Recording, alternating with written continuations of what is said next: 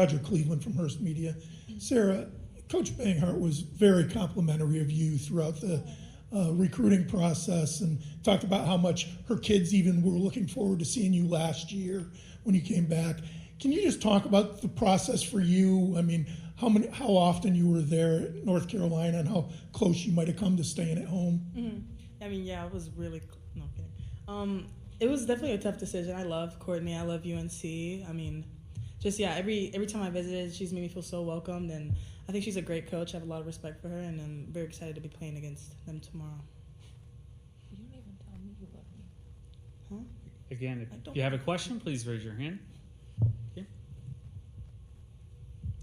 Ansley Gavlak, USA Today. Azzi, in a generation where the transfer portal has been so prominent, can you talk about your reasoning for staying at UConn for so long? Yeah, I mean, I'm super big on loyalty and the relationships I build. And I knew whatever decision I made coming into college, that was going to be the place I wanted to call home. So I wanted to make sure I made the right one.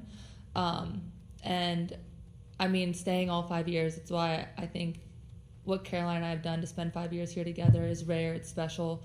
But then just also like what the coach has been able to build here, this program, and you don't see people transfer too often. And I think that just it plays a part into why our chemistry is so special and why our bond is so strong. Like you spend all this time here together, we live together, we spend basically every minute of every day together. And so to be able to go through, like you've got the portal, you've got all these outside voices, but to be able to stick together and stay strong is super special in this day and age. Hi, Taylor Daniels, SB Nation. For both of you, what are the biggest things for your team going into this matchup tomorrow? Sarah, we'll start with you. I'm sorry. I would say just to play our type of game, not let them, get us out of rhythm. Just playing UConn basketball for full 40 minutes. Yeah, I completely agree with that. I think UNC is also a really talented team, so being able to stop their transition game, be physical, crash the boards, but I think, yeah, transition games can be really important tomorrow.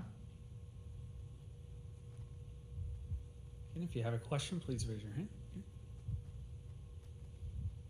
Hi, Kathleen Geyer with the 9. AZ, you talked a little bit about just the camaraderie on this team. It sounded like a kind of wild end to practice. Just how much fun are you guys having right now? And what's the team kind of vibe going into Sweet 16? Yeah, I think the team vibe is excited. Like you said, you could hear the energy out there on the court. Going this however many days in between games, it gives you time to prepare, but also just makes you hungry, excited to play. This is the longest break we've had all season, besides right before this. But wait, I lost my train of thought. I feel like for me, making sure that people are having fun, and it's so easy to get caught up in the pressure of the tournament and, lose, you go home and Sweet 16 and all this and rah, whatever. But making sure, like, at the end of the day, if we take care of what we need to, you play UConn basketball, stay locked in together, play harder than anyone else, then, like, all those pressures don't matter.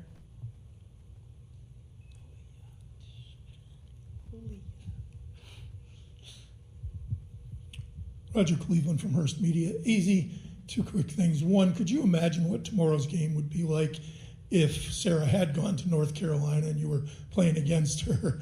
And then secondly, what is it that makes this team so special in terms of passing the ball? I mean, you could break the national record for assists tomorrow, actually, as a team.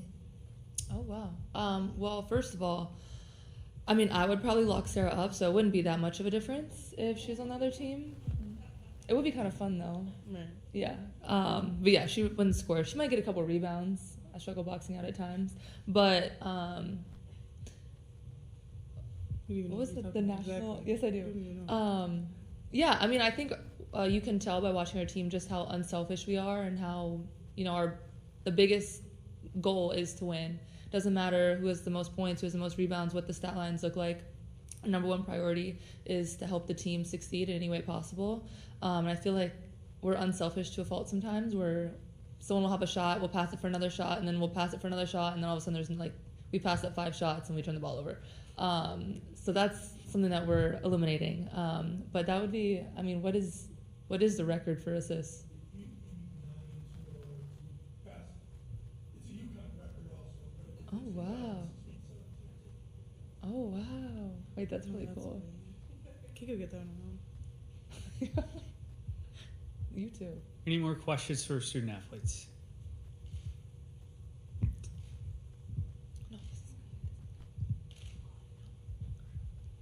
Stephen Hawkins with AP. Sarah, you were talking a minute ago, obviously the Courtney, the personal relationship you have and her family. Is there part of you in almost, why do we have to face them? Why couldn't we face somebody else? Is there any of that in your system?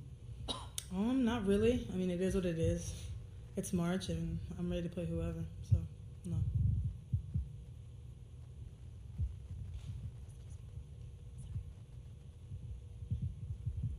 Roger Cleveland, Hearst Media. Sarah, just to give you a chance to respond, would Azzi indeed lock you up? She doesn't need to respond. She doesn't need to respond. Wait, was that question for me or for Yeah, me? for you, yeah. I'm gonna just let her be great. I'm gonna keep her confidence high for tomorrow because, yeah, I'm gonna just let her be great. I'm just not gonna answer.